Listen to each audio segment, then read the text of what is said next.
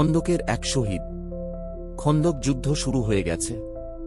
মদিনার আউস গোত্রাধিপতি হজরত সাদ ইবন মায়াজ যুদ্ধ সাজে সজ্জিত হয়ে রণাঙ্গনে যাচ্ছিলেন। বনু হারেসার দুর্গের পাশ দিয়ে যাওয়ার সময় দুর্গের উপরে উপবিষ্ট তার মা বললেন, বাছা, তুমি তো পিছনে পড়ে গেছ, যাও তাড়াতাড়ি।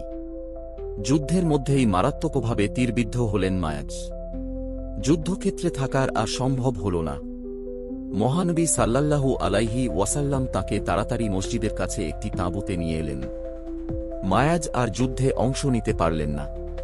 তার অবস্থা ক্রমেই খারাপ হতে লাগল, কিন্তু নিজের শরীরের দিকে কোনো খেয়াল ছিল না।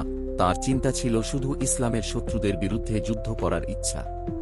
তিনি ভাবছিলেন, যদি এই আঘাতে মারা যান, তাহলে তিনি কুরাইশদের বিরুদ্ধে সেই গুরুত্বপূর্ণ যুদ্ধগুলিতে অংশ নিতে পারবেন না। মায়াজ আল্লাহর কাছে প্রার্থনা করলেন, হে আল্লাহ, যদি কুরাইশদের বিরুদ্ধে আরও যুদ্ধ অবশিষ্ট থাকে, তাহলে আমাকে জীবিত রাখুন। তাদের সঙ্গে যুদ্ধ করতে আমার অনেক ইচ্ছা, কারণ তারা আপনার রাসূলকে কষ্ট দিয়েছে, তাকে মিথ্যা অপবাদ দিয়ে মক্কা থেকে বহিষ্কার করেছে। আর যদি কোনো যুদ্ধ না থাকে, তবে এই আঘাতেই যেন আমার শাহাদাত লাভ হয়। খন্দক যুদ্ধের পর কুরাইশদের সঙ্গে আর বড় ধরনের যুদ্ধ সংঘটিত হয়নি। মক্কা বিজয়ের সময়ও খুব কম সংঘর্ষ ছিল। খন্দক যুদ্ধ শেষ হয়ে গেল, কিন্তু হযরত মায়াজ আর সেরে উঠতে পারলেন না। তিনি শাহাদাতের দিকে ধীরে ধীরে এগিয়ে চললেন। মসজিদে নববীর তাঁবুতেই তখনও তিনি শয্যাশায়ী ছিলেন। একদিন শাহাদাতের পরম মুহূর্ত এসে উপস্থিত হল।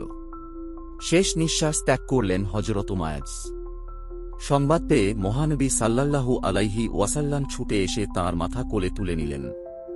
পরম শান্তির প্রতীক আবু বকর রাদিয়াল্লাহু আনহু তাঁর মৃতদেহের পাশে এসে দাঁড়িয়ে বললেন, আমার কোমর ভেঙে গেছে। মহানবী সাল্লাল্লাহু আলাইহি ওয়াসাল্লাম আবু বকরকে রাদিয়াল্লাহু আনহু সান্ত্বনা দিয়ে বললেন, এ ধরনের কথা বলার কিছু নেই, আবু বকর। সিংহ হৃদয়ে হযরত উমার রাদিয়াল্লাহু আনহু মায়াজের পাশে বসে অঝরে কাঁদছিলেন। সংবাদ শুনে মায়াজের মা ছুটে এলেন।